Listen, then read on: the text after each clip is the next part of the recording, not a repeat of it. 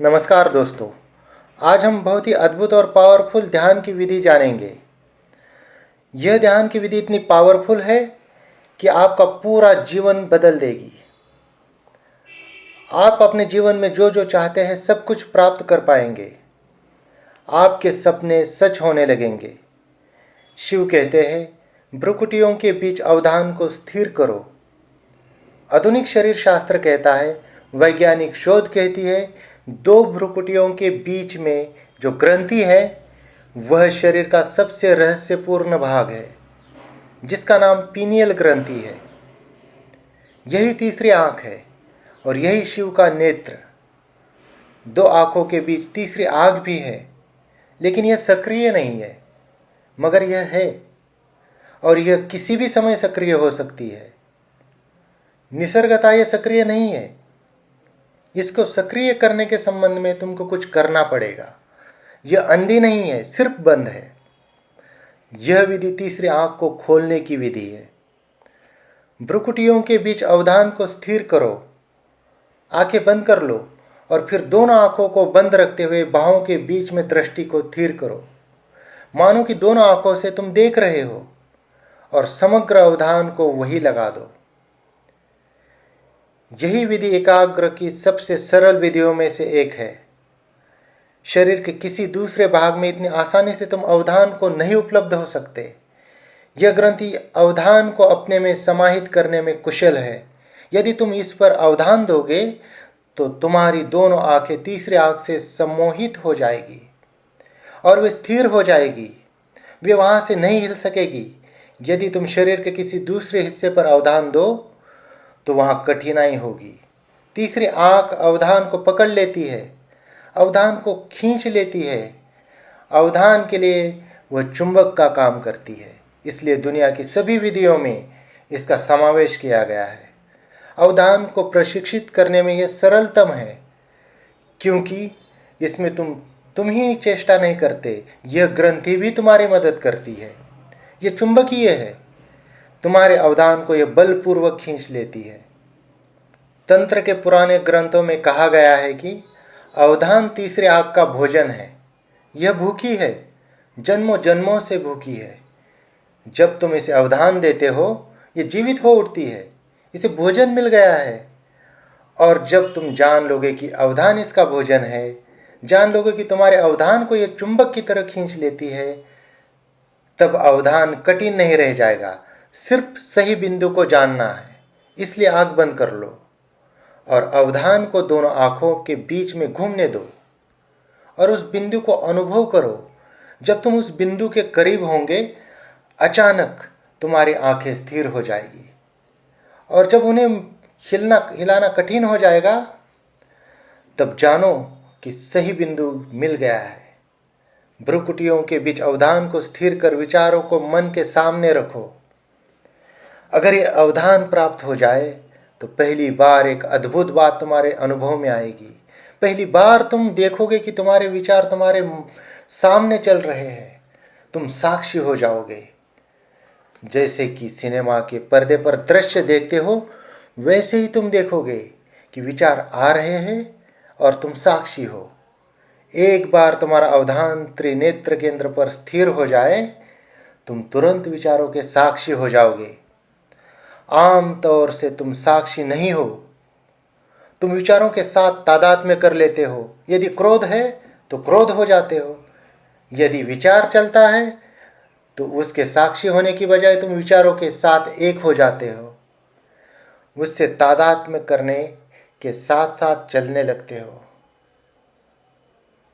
तुम विचार ही बन जाते हो, विचार का रूप ले लेते हो। जब क्रोध उठता है तो तुम क्रोध बन जाते हो और जब लोभ उठता है तब लोभ बन जाते हो। कोई भी विचार तुम्हारे साथ एकात्म हो जाता है और तुम्हारे बीच दूरी नहीं रहती। लेकिन तीसरे आंख पर स्थिर होते ही तुम एकाएक साक्षी हो जाते हो। तीसरे आंख के जरिए तुम साक्षी बनते हो।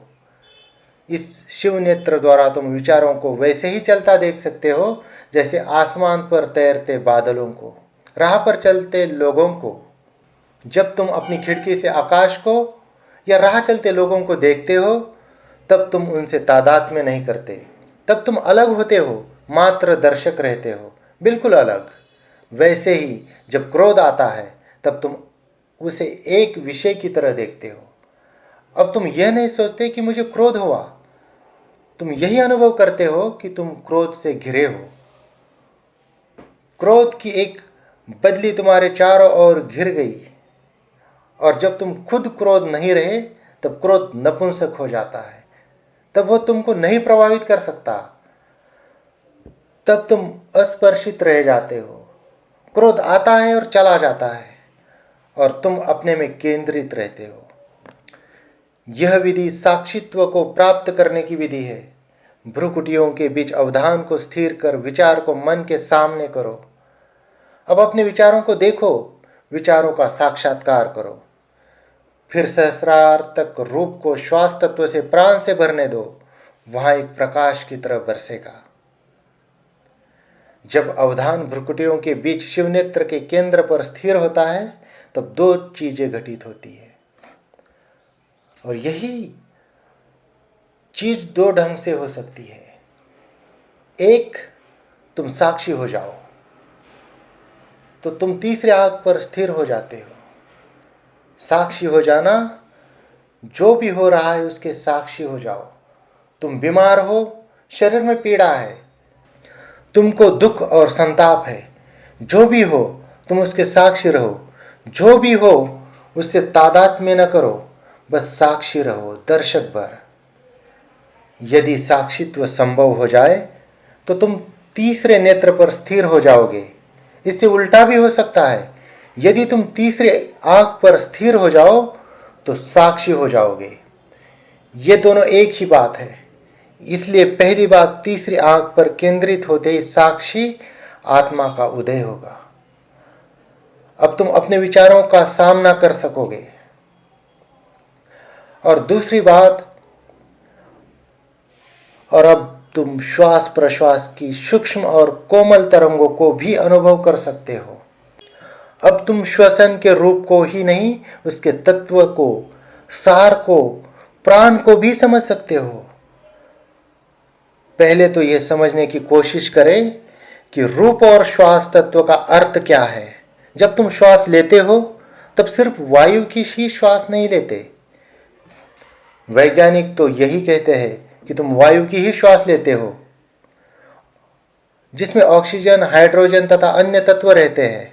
वे कहते हैं कि तुम वायु की श्वास लेते हो, लेकिन हवा तो मात्र वाहन है, असली चीज नहीं है। असल में तुम प्राण की श्वास लेते हो। हवा तो माध्यम भर है, प्राण उसका सत्व है। तुम न सिर्फ हवा की बल्कि प्राण की श्वास लेते हो। आधुनिक विज्ञान भी नहीं जान सका है कि प्राण जैसी कोई वस्तु भी है, लेकिन कुछ शोधकर्ताओं ने कुछ रहस्यमयी चीज श्वास में सिर्फ हवा हम नहीं लेते, वह बहुत से आधुनिक शोधकर्ताओं ने अनुभव किया है। इसका प्रभाव अनुभव किया जा सकता है जब तुम किसी प्राणवान व्यक्ति के पास होते हो, तो तुम अपने भीतर किसी शक्ति को उगते देखते हो, और जब किसी बीमार के पास होते हो तो तुमको लगता है कि तुम चूसे जा रहे हो, तुम्हारे भीतर से कुछ निकाला जा रहा है। जब तुम अस्पताल जाते हो तब थके थके क्यों अनुभव करते हो? वहां चारों ओर से तुम चूसे जाते हो। अस्पताल का पूरा माहौल बीमार होता है और वहां सब किसी को अधिक प्राण की जरूरत होती है। क्या यह अनुभव किया है? इसलिए वहां जाकर अचानक तुम्हारा प्राण तुमसे बहने लगता है। जब तुम भीड़ में होते हो तो तुम घुटन महसूस क्यों करते हो? इसलिए कि वहां तुम्हारा प्राण चूसा जाने लगता है। और जब तुम प्रातःकाल अकेले आकाश के नीचे या वृक्ष के बीच में होते हो, तब फिर अचानक तुम अपने में किसी शक्ति का, प्राण का उदय अनुभव करते हो। प्रत्येक को एक खास स्पेस की जरूरत है, और जब वो स्पेस नहीं मिलता है तो तुमको घुटन महसूस होती है। तुमने सुना होगा, शायद देखा भी होगा, कि कोई व्यक्ति कई दिनों के लिए भूमिगत समाधि में प्रवेश कर गया, जहां हवा का कोई प्रवेश संभव नहीं है। 1880 में मिस्र में एक आदमी 40 वर्षों के लिए समाधि में चला गया। जिन्होंने उसे गाड़ा था वे सभी मर गए, क्योंकि वह 1920 में समाधि से बाहर आने वाला था। 1920 में किसी को भरोसा नहीं था कि वह जीवित मिलेगा, लेकिन वह जीवित था और उसके बाद भी वह 10 वर्षों तक जीवित रहा। वह बिल्कुल पीला पड़ गया था, परंतु जीवित था और उसको हवा मिलने की कोई संभावना नहीं थी। डॉक्टरों ने तथा दूसरों ने उसे पूछा कि इसका रहस्य क्या है। उसने कहा, हम नहीं जानते। हम इतना ही जानते हैं कि प्राण कहीं भी प्रवेश कर सकता है, और वह है।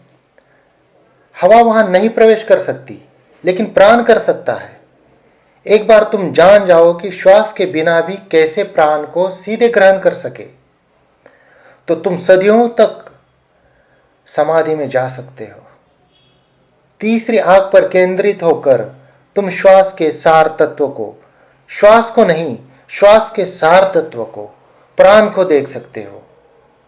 और अगर तुम प्राण को देख सके तो तुम उस बिंदु पर पहुंच गए जहां से छलांग लग सकती है, क्रांति घटित हो सकती है। सूत्र कहता है, सहस्त्रार्थ रूप को प्राण से भरने दो। और जब तुमको प्राण का एहसास हो, तब कल्पना करो कि तुम्हारा सिर प्राण से भर रहा है, भर गया है। सिर्फ कल्पना करो, किसी प्रयत्न की जरूरत नहीं है।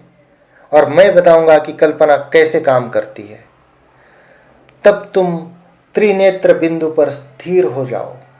तब कल्पना करो और चीजें आप ही और तुरंत घटित होने लगती है। अभी तुम्हारी कल्पना भी नपुंसक है। तुम कल्पना किए जाते हो और कुछ भी नहीं होता। लेकिन कभी कभी अनजाने में, साधारण जिंदगी में भी चीजें घटित होती है। तुम अपने मित्र की सोच रहे हो और अचानक दरवाजे पर दस्तक होती है। तुम कहते हो कि संयोग था कि मित्र आ गया। कभी तुम्हारी कल्पना संयोग की तरह काम करती है, लेकिन जब भी ऐसा हो तो याद रखने की चेष्टा करो और पूरी चीज का विश्लेषण करो। जब भी लगे कि तुम्हारी कल्पना सच हुई है, तुम भीतर जाओ और देखो, कहीं ना कहीं तुम्हारा अवधान तीसरे नेत्र के पास रहा होगा। दरअसल यह संयोग नहीं था, यह वैसा ही दिखता है क्योंकि विज्ञान का तुम्हें पता है। अनजाने ही तुम्हारा मन त्रिनेत्र केंद्र के पास चला गया होगा। और यदि अवधान यदि तीसरी आंख पर है, तो किसी घटना के सृजन के लिए उसकी कल्पना काफी है। कि जब तुम भ्रुकुटियों के बीच स्थिर हो और प्राण को अनुभव करते हो, तब रूप को भरने दो। अब कल्पना करो कि प्राण तुम्हारे पूरे मस्तिष्क को भर रहा है, विशेषकर सहस्रार को, जो सर्वोच्च मनस केंद्र है। उस क्षण तुम कल्पना करो और वो भर जाएगा। कल्पना करो कि वो प्राण तुम्हारे सहस्रार से प्रकाश की तरह बरसेगा और वो बरसने लगेगा, और वो उस प्रकाश की वर्षा में तुम ताजा हो जाओगे। तुम्हारा पुनर्जन्म हो जाएगा, तुम बिल्कुल नए हो जाओगे। आंतरिक जन्म का यही अर्थ है। यहां दो बातें हैं। एक, तीसरी आंख पर केंद्रित होकर तुम्हारी कल्पना शुद्धि को उपलब्ध हो जाती है। यही कारण है कि शुद्धि पर, पवित्रता पर इतना बल दिया गया है। इसलिए इस साधना में उतरने के लिए पहले शुद्ध बने। शुद्धि इसलिए अर्थपूर्ण है कि यदि तुम तीसरे आंख पर स्थिर हुए और तुम्हारा मन अशुद्ध रहा, तो तुम्हारी कल्पना खतरनाक सिद्ध हो सकती है, तुम्हारे लिए भी और दूसरों के लिए भी। यदि तुम किसी की हत्या करने की सोच रहे हो, उसका महज विचार भी मन में है, तो सिर्फ कल्पना से उस आदमी की मृत्यु घटित हो सकती है। यही कारण है शुद्धता पर इतना जोर दिया जाता है। जहां भी शक्ति है वहां खतरा है। यदि मन अशुद्ध है तो शक्ति मिलने पर आपके अशुद्ध विचार शक्ति पर हावी हो जाएंगे। तुमने किसी को सम्मोहित होते देखा होगा। जब कोई सम्मोहित किया जाता है, तब सम्मोहनविद जो भी कहता है सम्मोहित व्यक्ति तुरंत उसका पालन करता है। आदेश कितना भी बेहुदा क्यों ना हो, तर्कहीन हो, असंभव ही क्यों ना हो, सम्मोहित व्यक्ति उसका पालन करता है।